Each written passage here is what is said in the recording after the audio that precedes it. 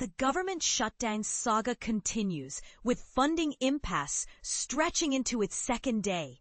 As lawmakers grapple with the consequences of a stalled budget, the Senate adjourned without voting, citing the Yom Kippur holiday, and plans to reconvene on Friday to address the crisis. This decision has sparked debates over whether the shutdown is a temporary measure or a permanent policy shift. The chamber's lack of action has left the public questioning how long the government will remain operational, with some arguing that the crisis demands immediate resolution. But here's where it gets controversial. The Senate's plan to vote on GOP and Democratic bills to extend funding has raised eyebrows. Critics argue that this approach risks prolonging the shutdown, while supporters claim it's a necessary step to prevent further disruption. Meanwhile, lawmakers are divided on whether withholding paychecks during a shutdown is a constitutional violation or a pragmatic necessity.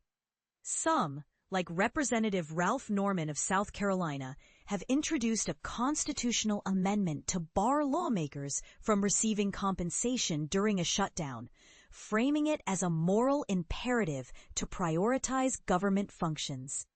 Others, like Republican Senator Rick Scott of Florida, argue that withholding pay is a strategic move to pressure Congress into action.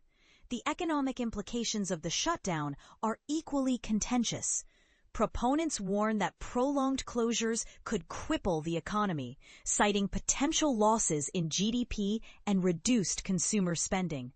However, opponents argue that the government's ability to reopen quickly is critical for maintaining stability. A recent analysis estimated that a shutdown could cost the U.S. economy up to $11 billion, though this figure is debated.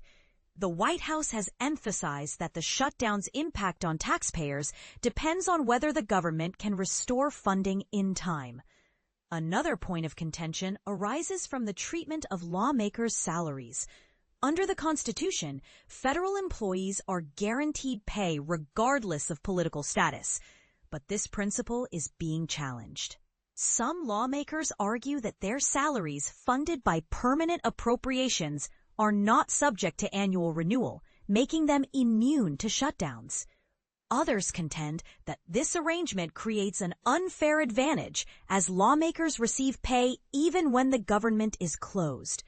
The debate over whether this practice is ethical or legal highlights the tension between fiscal responsibility and political priorities. As the shutdown intensifies, so does the call for bipartisan cooperation.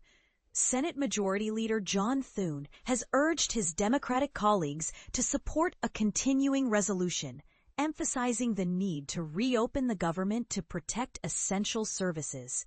He criticized Democrats for focusing on partisan agendas rather than addressing the broader needs of the American people. Meanwhile, House Speaker Mike Johnson has called for a swift resolution, warning that delays could lead to more severe consequences. The stakes are high, and the outcome will shape the nation's fiscal and political landscape. Will the shutdown be resolved soon, or will it deepen the divide between parties? As the debate continues, the public remains divided, with some advocating for immediate action and others calling for patience. The future of the government's operations hinges on whether lawmakers can find common ground, leaving many to wonder, what would you do if your paycheck was tied to a government shutdown?